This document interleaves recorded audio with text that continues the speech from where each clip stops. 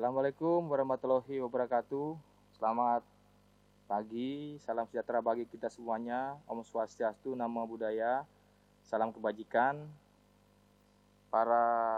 Terima kasih kepada Civitas Kampus Mahasiswa STT Warga Surakarta tahun 2020. Hari ini saya selaku Komandan Kodim 0726 Sukoharjo diberikan kesempatan untuk memberikan materi tentang wawasan kebangsaan bagi mahasiswa baru atau PKKBMB STT Warga Surakarta tahun anggaran 2020. Kemudian kita akan lanjut ke materi tentang pembinaan kesadaran bela negara di dalam kehidupan berbangsa dan bernegara. Tentunya ini akan di dalam kehidupan adik-adik sebagai mahasiswa. Kita melanjut ke pengertian kesadaran itu apa. Mungkin adik-adik sudah mengerti sadar itu apa. Mari kita mengerti dulu apa itu sadar. Sadar itu berarti insaf. Insaf merasa tahu, mengerti. Sehingga kesadaran ini bisa dapat diartikan sebagai kinsatam ataupun keadaan mengerti. Contohnya, ada beberapa hal yang mungkin adik-adik bisa lihat di kehidupan sehari-hari. Kesadaran hukum. Nah, kesadaran hukum ini apa? Bagaimana seseorang akan memahami nilai-nilai hukum tersebut. Ya, mematuhi hukum yang ada, kemudian mengetahui dengan pengetahuannya untuk apa hukum itu dipatuhi atau diikuti sesuai dengan aturan yang ada di daerah masing-masing. Kemudian ada juga kesadaran politik. Nah, ini sadar dan mengetahui. Pengetahuan orang untuk mengenai atau tentang kekuatan kehidupan politik yang ada di masyarakat. Ini ya, kesadaran hukum. Kemudian konsep bangsa. Kita lihat beberapa ahli yang menyatakan tentang konsep bangsa. Ada beberapa ahli yang mungkin saya petik dari beberapa literatur. Yang pertama dari Hermes Renan. Hermes Renan ini dari Prancis, adik-adik ya. Bangsa itu merupakan terbentuk karena adanya keinginan untuk hidup bersama, hasrat untuk bersatu dengan perasaan setia kawan yang dalam.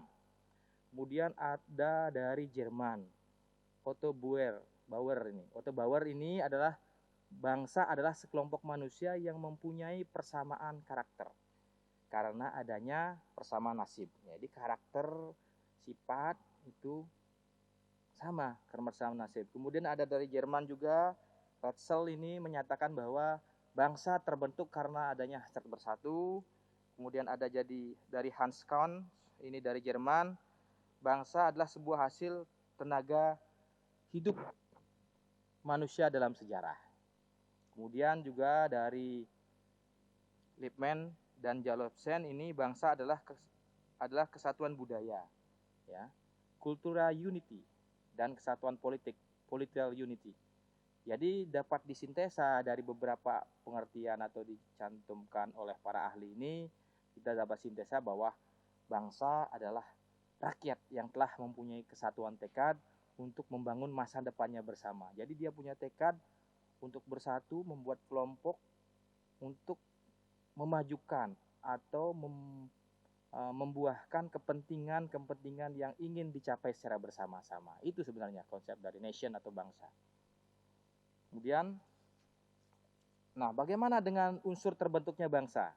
Nah, ini menurut Friedrich Hertz dalam bukunya National in History of Politics mengupakan bahwa 4 ada unsur aspirasi bagaimana terbentuknya suatu bangsa. Yang pertama yaitu keinginan untuk mencapai kesatuan nasional, meliputi sosial, budaya, ekonomi, politik, agama, kebudayaan, komunikasi, dan solidaritas.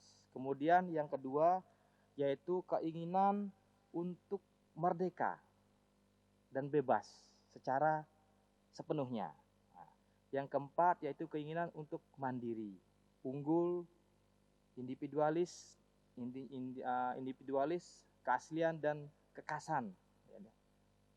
Kemudian keinginan untuk menonjol, unggul, diakui oleh kelompok lain, diakui oleh bangsa-bangsa lain. Ini berhubungan dengan prestis, harga diri. Ini ya. Kemudian ada faktor-faktor yang mempengaruhi pembentukan identitas suatu bangsa. Apa? Ini menurut Ramlan Surabakti dalam bukunya menyatakan bahwa sebagai berikut. Ada namanya primordial, sakral, tokoh sejarah Bhinneka Tunggal Ika, perkembangan ekonomi, dan kelembagaan. Nah, ini menurut Ramlan Surabakti, ini beberapa faktor-faktor yang membentuk identitas suatu bangsa.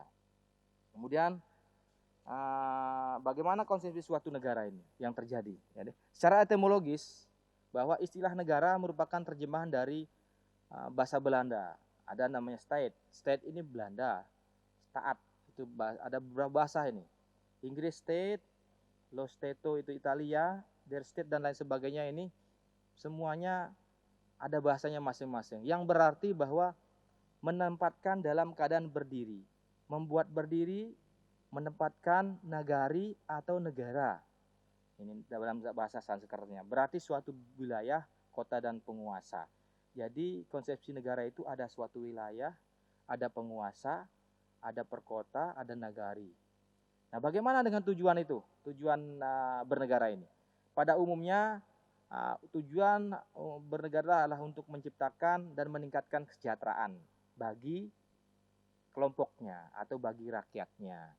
Ini tujuannya itu untuk meluluskan kepentingan dari rakyat atau kelompok tersebut. Dengan unsur-unsur negara, ya, konstitutif atau mutlak meliputi. Ya, ini harus mutlak, ini harus dimiliki oleh suatu negara. Yang pertama tentunya negara itu harus ada rakyatnya. Ya, rakyatnya ini semua orang yang ada dalam wilayah tersebut yang tunduk kepada hukum dari suatu wilayah ataupun negara.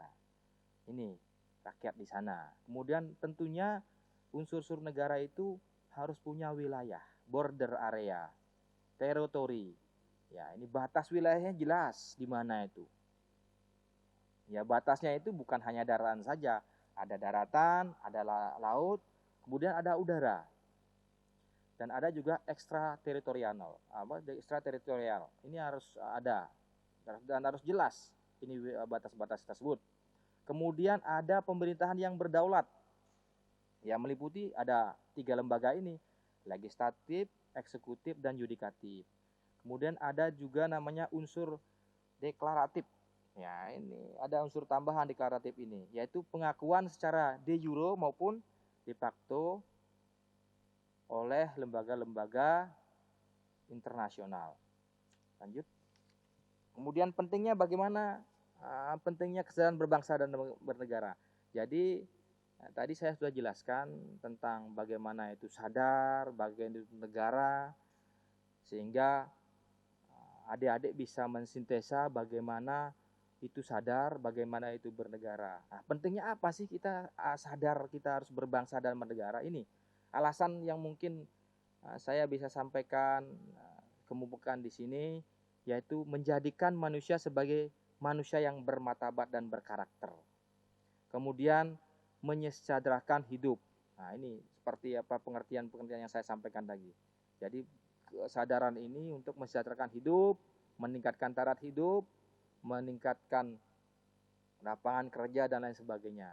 Kemudian menjadikan hidup lebih aman dan adil. Tentunya dengan adanya berbangsa, kesadaran berbangsa kita bisa aman dan adil. Memperoleh keadilan. Kemudian memperoleh perlindungan. Tentunya bisa dengan sadar kita berbangsa dan bernegara, perlindungan apa yang kita dapatkan, ya. Kita nyaman dalam bekerja, nyaman dalam kuliah, nyaman dalam beraktivitas. Ini hal-hal yang pentingnya kesadaran bernegara. Kemudian ada pembangunan bisa dilaksanakan, tentunya ya harus ini pembangunan bisa dilaksanakan di segala sektor. Kemudian tadi ada bangsa dan negara. Sekarang kita lanjut ke bela negara. Apa hubungannya sadar berbangsa dan negara dengan bela negara? Jadi bela negara ini kita bisa lihat Mengapa negara harus dibela? Mungkin dalam benak adik-adik, bela negara ini adalah tugasnya bapak-bapak TNI. Seperti zaman dulu. Dibela dengan menggunakan mengangkat senjata. Jadi bela negara ini tentunya kita akan lihat nanti apa bela negara. Adik-adik juga bisa. Bagaimana bela negara di situasi pandemi COVID ini ya, bagaimana? Kemudian negara, mengapa negara harus dibela? Ini kita bisa lihat di slide ini. Negara layaknya seperti makhluk hidup, sama seperti kita-kita. Mula-mula ia tidak ada, dibentuk oleh suatu kelompok orang, kemudian ada batasnya, ada kepentingannya, ada hukumnya, kemudian ada penguasanya, kemudian dia berkembang dia. Berkembang, kemudian mati. Ada juga negara yang mati. Contohnya, kok ada negara mati? Uni Soviet. Uni Soviet. Ini negara yang mungkin zaman dulu ini, zaman berapa dekade tahun yang lalu, ini negara yang memang benar-benar berkuasa.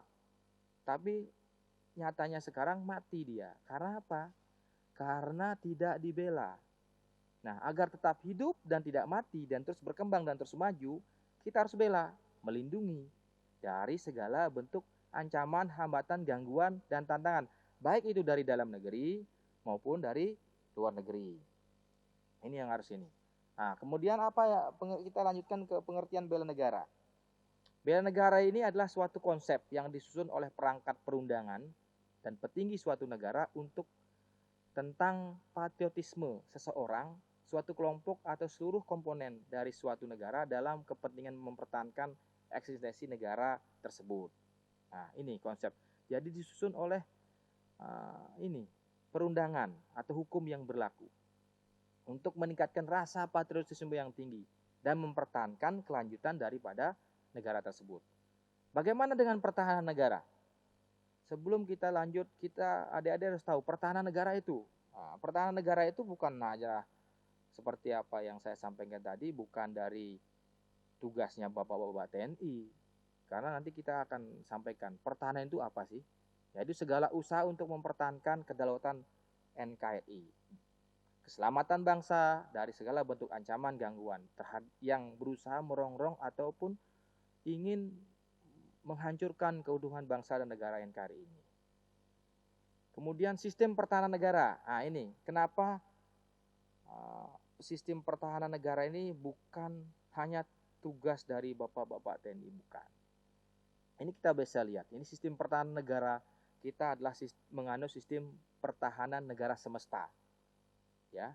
Di sini ada pertahanan militer atau kekuatan bersenjata atau militer seperti saya ini, berarti bapak-bapak TNI ini.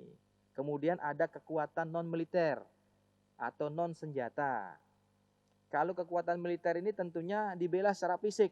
Nah, so of course ada peralatannya, ada seragamnya, ada uniformnya, ada weaponnya, kemudian ada alusistanya, awaknya. Nah, ini secara fisik. Secara moral bagaimana? Di mana? Nah, di sini. Di kesadaran bela negara dalam bidang Ipolexosud Hankam. Ini nanti adik-adik ada di mana nanti? Di sistem pertahanan semesta ini. Nah, terus kemudian warga negara sesuai dengan profesi. Jadi kesadaran bela negara dalam bidang Ipolexosud Hankam ini adik-adik bisa lakukan ini. Bisa dilihat di gambar ini. Sesuai profesi yang intinya kalau adik-adik sekarang statusnya sebagai mahasiswa, profesinya sebagai mahasiswa, bagaimana adik-adik melakukan kesadaran bela negara dan baik dan benar? Ya, pertama, ya gunakan waktu dengan baik untuk belajar. Belajar, menimba pengetahuan, mengasah kemampuan, skill, keterampilan, sehingga bisa nanti memajukan perekonomian, bisa mendorong perekonomian, bisa menjaga stabilitas ke depan dan kelangsungan hidup bangsa negara. Dari sekecil apapun adik-adik yang bisa lakukan, asalkan itu positif, itu pasti akan berguna untuk kelangsungan hidup bangsa negara. Ini sudah termasuk adik-adik usaha untuk bela negara. Kemudian kita lanjutkan bahwa dasar hukum tentang peraturan wajib bela negara. Ini ada dasar hukumnya adik-adik. Ini ada landasan ideal tentunya sudah kita tidak asing lagi, yaitu Pancasila. Pancasila sebagai landasan ideal. Kemudian landasan konstitusional ada di Undang-Undang Dasar 1945, ada pasal 27 ayat 3 yang menyatakan bahwa agar setiap warga negara berhak dan wajib ikut serta dalam usaha pembelaan negara. Kemudian dalam pasal 30 ayat 1 juga ada tiap-tiap warga negara berhak dan wajib ikut serta dalam usaha pertahanan dan keamanan negara. Ayat 2-nya yaitu usaha pertahanan keamanan negara dilaksanakan melalui Sishamkan Rapta. Nah, sistem pertahanan rakyat semesta. Ini meliputi TNI sebagai komponen utama dan rakyat sebagai komponen pendukung. Jadi adik-adik ini sebagai komponen pendukung. Ya, komponen utamanya untuk pertahanan negara ya kita-kita ini yang baju loreng, tapi adik-adik juga mahasiswa bisa sebagai komponen pendukung.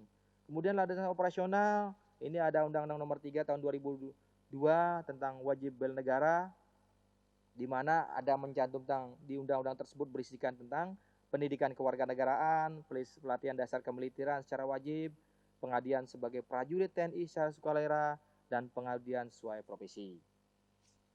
Kemudian nilai-nilai bela negara. Bagaimana nilai-nilai bela negara ini?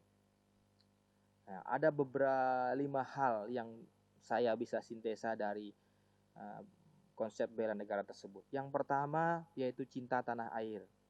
Cinta tanah air intinya adik-adik pada saat situasi COVID-19 ini cinta tanah air bagaimana ya? Adik-adik bisa belajar walaupun jauh secara daring seperti ini, bisa belajar melaksanakan ataupun melakukan aktivitas akademik walaupun jauh. Cinta tanah air contohnya apa? Ya, menggunakan produk-produk dalam negeri. Kemudian sadar berbangsa dan bernegara. Sudah saya jelaskan tadi. Apa itu sadar? Apa itu bangsa? Apa negara? Apa itu sadar? Kemudian yakin kepada Pancasila sebagai ideologi negara. Yakin Pancasila satu-satunya. Tidak ada Trisila, tidak ada Ekasila, tidak ada. Pancasila secara utuh, tidak boleh dibagi-bagi, tidak boleh dipecah-pecah. Itu sudah harga mati. Kemudian ada rela berkorban untuk bangsa dan negara.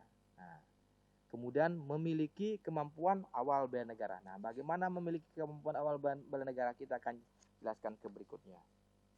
Kemudian bagaimana penerapan semangat kebangsaan di kalangan adik-adik ini. Yang pertama kita lihat itu. Apa isi dari semangat kebangsaan itu? Yang pertama isi dari semangat kebangsaan ada beberapa hal. Yang pertama adalah nasionalisme. Nah, apa itu rasa nasionalisme? Dapat ditunjukkan dengan menjunjung tinggi harkat dan martabat bangsa. Nasional, saya Indonesia. Kalau mungkin Ratu Inggris itu Ratu Elizabeth dalam pidatonya pasti dia sebelum pidato ataupun selesai pidato England gitu. Pasti seperti itu. Kalau kita Indonesia harga mati, NKRI harga mati, itu semua yang kita. Nasional intinya adalah kesetiaan tertinggi oleh seorang warga kepada bangsanya. Nasionalisme. Kemudian ada juga patriotisme. Patriotisme adalah paham menekankan cinta kepada tanah air, di mana tempat dia hidup, tempat dia mencari nafkah. Dengan semangat patriotisme ini dapat ditunjukkan dengan rasa rela berkorban, kemudian mempertahankan kedaulatan negara dan sebagainya. Kemudian ada keteladanan, suritoladan ini. Keteladanan merupakan sikap dan perilaku yang patut dicontoh atau ditiru dari segi perkataan maupun perbuatannya. Contohnya adik-adik ini saat ini ya keteladanan bagaimana? Belajar yang tekun, mengejar prestasi, ya. Kemudian ada pewarisan. Pewarisan ini adalah pewarisan menurunkan nilai-nilai sikap dan perilaku sesuai dengan hukum adat istiadat kepada generasi berikutnya. Jujur dan bertanggung jawab. Kemudian ada ketokohan. Adik-adik bisa juga. Ketokohan bagaimana? Merupakan sosok seorang yang terkenal. Contohnya, adik-adik bisa kalau ada rezeki bisa membantu fakir miskin, berikan sedekah dan lain sebagainya. Ini penerapan semangat kebangsaan. Kemudian bagaimana wujud bela negara bagi adik-adik ini, khususnya bagi adik-adik mahasiswa ini. Bisa dilakukan di segala aspek kehidupan. Ini kita bisa lingkungan keluarga. Lingkungan keluarga ini memahami hak dan kewajiban dalam keluarga, menjaga keutuhan, kemudian keharmonisan keluarga, selalu menjaga nama baik keluarga. Itu sudah termasuk bela negara. Kemudian bagaimana di lingkungan sekolah atau lingkungan kampus? Tentunya patuh kepada aturan kampus ataupun sekolah, berkata dan bersikap yang baik, bertanggung jawab, penugasan harus diselesaikan tepat pada waktunya, dan tidak ikut tawuran. Nah, ini adik-adik ini saat ini sedang mencari jati diri. Nanti saya mau jadi apa? Saya harus bagaimana? Nah, ini adik-adik harus punya rambu-rambu diri sendiri. Beretika kepada atasan, senior, kepada dosen, bagaimana cara bersikap dan berperilaku kepada rekan, mahasiswa. Kalau ada junior-juniornya, nanti kalau adik-adik sudah jadi mahasiswa semester atas, bagaimana memperlakukan mereka. Ini merupakan suatu bagian dari bela negara. Kemudian di lingkungan masyarakat, bagaimana aktif dalam kegiatan kemasyarakatan, gotong royong, kemudian bila ada kemalangan, ini juga bela negara. Kemudian di lingkungan bangsa dan negara, menghormati jasa para pahlawan, berani mengungkapkan pendapat, melestarikan adat dan budaya asli daerah. Ini menghormati jasa pahlawan menjadi suatu penekanan. Jangan lupakan jasa para pahlawan kita yang sudah memberikan kenikmatan hidup bagi kita semuanya. Kemudian kita akan jelaskan lagi, di samping bela negara, adik-adik punya rasa bela negara harus bentengi adik-adik diri dengan 4 pilar. 4 pilar ini apa? Mungkin adik-adik sudah sering dengar ini, yaitu Pancasila, Undang-Undang Dasar 1945, kemudian Negara Kesatuan Republik Indonesia, dan Bhinneka Tunggal Ika. Kemudian bangga, adik-adik harus bangga menjadi warga Indonesia, menjadi bagian dari Negara Kesatuan Republik Indonesia untuk menuju Indonesia Emas. Kapan Indonesia Emas itu?